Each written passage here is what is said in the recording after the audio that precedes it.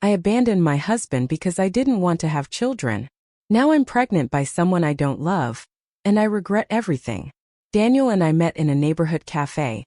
One of those with worn wooden tables and the constant aroma of freshly brewed coffee. I was focused on my laptop working on an article for a digital magazine when I heard his voice. He asked if he could sit across from me because there was no other space available. From that moment, it was as if our lives had naturally clicked together. Daniel had that rare combination of tranquility and charisma that made me feel safe and excited at the same time. While I dreamed of building my writing career, he talked about having a house with a garden, a dog, and someday children running everywhere. At first, his future plans didn't bother me. I found it endearing how he talked about his ideal family. And although I didn't share that enthusiasm for children, I believed that over time, I could adapt. After all, when you love someone, you make sacrifices, right? That's what I thought back then. We got married 2 years after we started dating. It was a simple ceremony with our families and closest friends. I was happy and so was he. It was easy to imagine that nothing could separate us. The first few months of marriage were like a dream.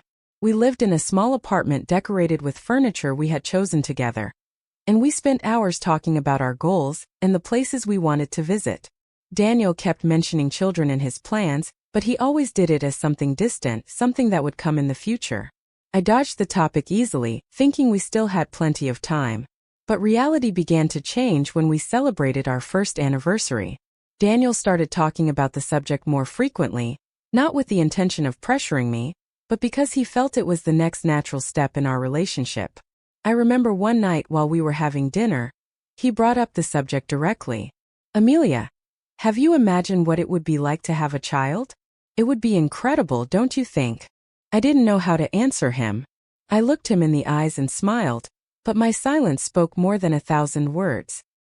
He didn't insist at that moment, but I knew he was waiting for a clearer answer, one that I couldn't give him. As the months went by, the subject of children began to generate tension between us. Although we never argued openly, there was an atmosphere of discomfort every time Daniel mentioned the topic. I immersed myself more in my work, looking for any excuse to avoid deep conversations. Maybe it's not the best time, I would say whenever he brought up the subject. My career is at a critical point, and I want to make sure we are financially stable before thinking about something like that. Daniel, always patient, accepted my reasons, but I could see the disappointment in his face. It hurt me to make him feel that way, but I didn't know how to face the truth. I didn't want to be a mother, and I had to admit it, even though I knew it could destroy what we had built together. The time we spent together began to diminish. Daniel enrolled in painting classes on weekends, while I accepted freelance projects that kept me busy until late at night. We both avoided conflict, but the distance between us became more evident with each passing day. I remember one night, while he was looking at family photo albums, he asked me to sit with him. "Look at this," he said, showing me a picture of his newborn niece. "Don't you think she has my nose? It's amazing how children can look so much like us." I felt a pang in my chest, not because I didn't want to share that moment with him, but because I knew I couldn't give him what he wanted. The day that changed everything started like any other. It was a quiet Sunday. Daniel was in the living room reading one of his history books while I checked work emails at the dining room table. There was an apparent calm, but beneath the surface, I could feel a growing tension, as if something was about to break. Daniel called me from the living room. "Amelia, can you come here for a moment?" His tone was soft but serious. I put my laptop aside and approached him with a feeling of unease in my chest. When I sat next to him, I saw that he was holding a photograph in his hand. It was from the last family reunion we had at his parents' house. In the picture, his younger brother was holding his newborn baby, while everyone smiled happily around them.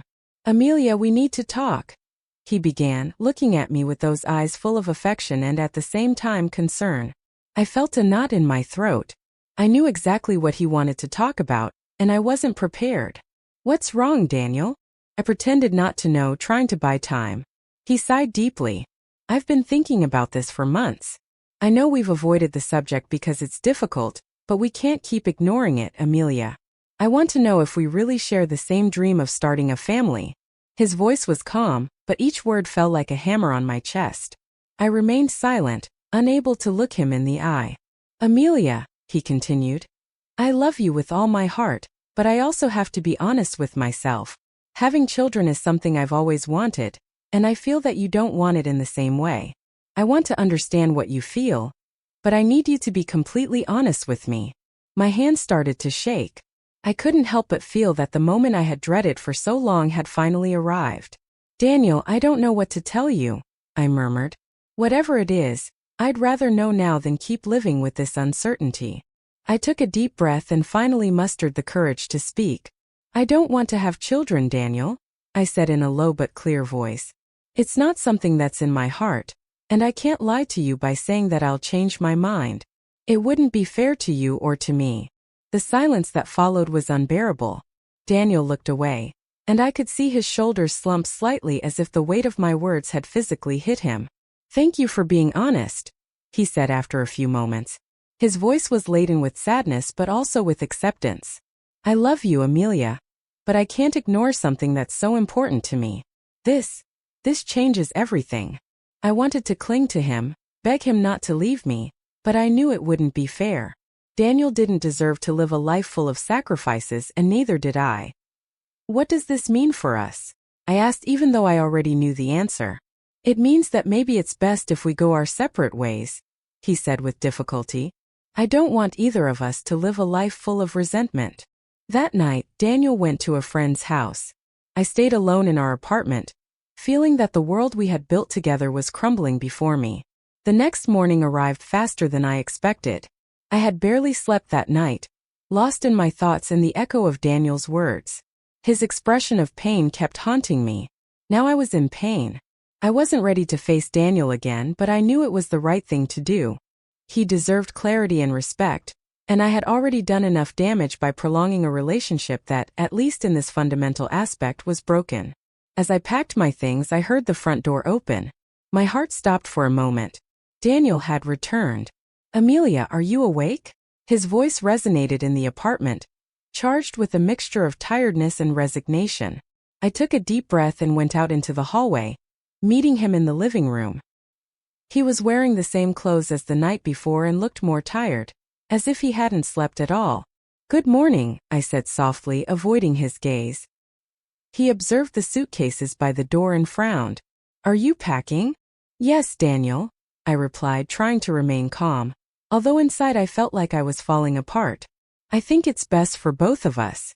We need space to think and to understand what we want. Daniel remained silent for a moment, looking at me with a mixture of disbelief and sadness. Is this what you really want, Amelia? To leave everything behind? To leave me behind? I didn't know what to say.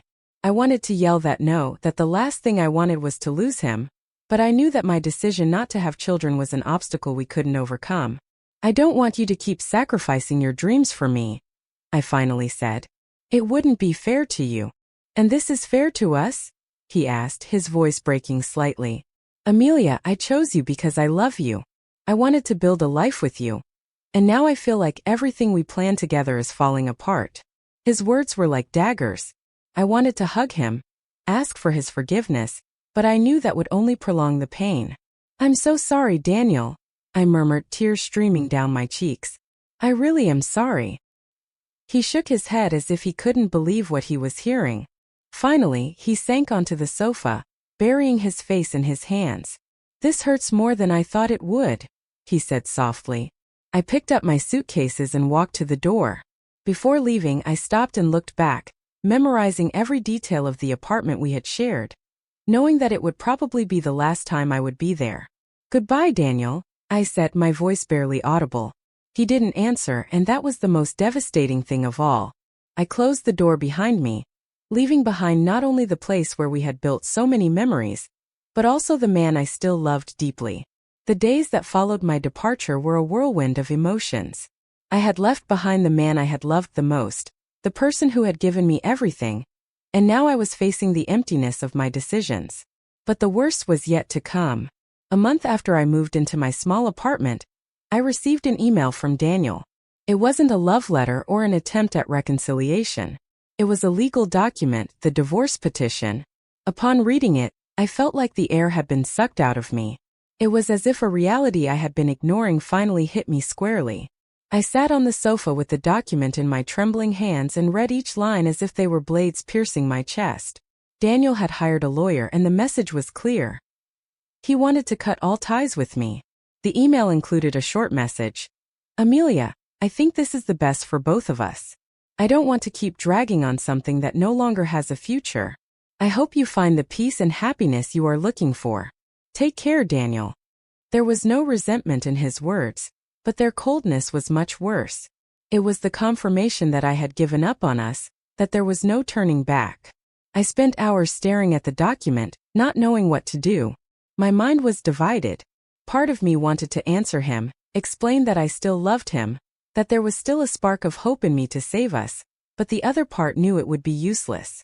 I had been the one who pushed him to make this decision. After several days of reflection and sleepless nights, I signed the papers. Each stroke of my signature was like a stab wound. When I sent the document back, I felt like I had lost something I could never recover. The divorce process was quick. Daniel didn't put up any obstacles or ask for anything beyond what was fair. We divided our accounts, our belongings, and the apartment we had shared was put up for sale. Everything ended in silence without shouting or reproaches, just a tacit and painful goodbye. After the divorce, I tried to fill the void in my life by focusing on my work. I spent long hours in the office, accepting every additional project I was offered. It was my way of avoiding facing what I felt. It was in this context that I met Diego. He was a new colleague, charismatic and attentive, and seemed to have a special interest in me. At first, I saw him only as a coworker, but over time, his constant compliments and attentions began to break down my defenses. One day, after a long workday, I accepted his invitation to have a drink. It was a casual outing, or at least that's what I wanted to believe. But before I knew it, our outings became frequent. Diego was everything Daniel wasn't. Spontaneous, carefree, and less committed. Our relationship progressed rapidly, more out of inertia than love. Diego wasn't someone I imagined sharing a life with, but after losing Daniel, I clung to anything that could fill the void he left. One morning, as I was getting ready for work, I started to feel strange. The extreme tiredness and nausea that I had been ignoring for weeks could no longer be overlooked. I decided to buy a pregnancy test, more to rule out any possibility than to seriously consider it. I remember sitting in my apartment bathroom, staring at the result that slowly appeared before me, 2 lines. My heart raced. First it was confusion. Couldn't be true, could it? It didn't make sense. Me, the woman who had rejected motherhood as a pillar of my identity, now facing a reality I never wanted to accept. I sat on the living room sofa, holding the test with trembling hands. Diego arrived later with his usual carefree smile, and quickly noticed that something was wrong. Amelia, are you okay? You look pale, he asked, approaching me. I handed him the test without saying anything, my eyes filled with tears that I didn't know how to contain. Diego looked at the test, then at me, and then back at the result. To my surprise, he smiled. Is this real? Am I going to be a dad? He asked enthusiastically. I nodded slowly, unable to share his joy. His arms wrapped around me in a hug that felt too big, too happy for what I was feeling at that moment. This is incredible, Amelia. This is the best thing that could happen to us, he said, his voice full of hope. But for me, those words were like daggers. The best for him, maybe. For me, this was nothing more than a reminder of what I had lost, of what I had rejected. I thought of Daniel, of how he would have reacted. I imagined him taking my hand, his eyes shining with love and emotion. I knew he would have been the most wonderful father. But now that future was nothing more than a distant echo. With each passing week, my belly grew, and with it, the weight of my regret. Diego was completely involved, attending every medical appointment, talking about names for the baby, buying little clothes that filled the room we had started to prepare. On the outside, we looked like a couple excited about their new stage, but inside I felt more lost than ever. I didn't love Diego. I appreciated him, yes, but there was no deep emotional connection between us. All we had was a relationship built on an impulsive mistake, and now an unexpected pregnancy. One day, while we were going through baby things in the small room we had adapted, Diego took my hand and looked me in the eyes. I know it wasn't easy for you to accept this at first, but I feel like we are building something beautiful. I'm here for you, Amelia, and for our son. I always will be. I smiled weakly, but those words broke me inside. I knew Diego meant it sincerely, but I couldn't respond with the same enthusiasm. My heart was still trapped in the past, in the memory of Daniel and what we had shared. My nights were the worst. In the darkness of my room, I faced the ghosts of my decisions. I thought of Daniel constantly, of how I had abandoned him, of how I had rejected the life he wanted to build with me. Now I was pregnant by a man I didn't love, and every time I felt my baby move inside me, I was overcome with enormous sadness. The weeks passed with agonizing slowness. My belly grew more and more evident, but instead of feeling the joy I once imagined motherhood would bring, all I felt was a deep sadness, a regret that devoured me from the inside. Every day I woke up with the same question in my head. How did I get to this? How did I mess everything up so irrevocably? Diego remained attentive, always willing to make me feel comfortable and happy, but his presence constantly reminded me of the mistake I had made in leaving Daniel. Even though Diego hadn't done anything wrong to me, I knew in my heart that I didn't love him. He wasn't the man I dreamed of sharing this important moment of my life with, and that broke me.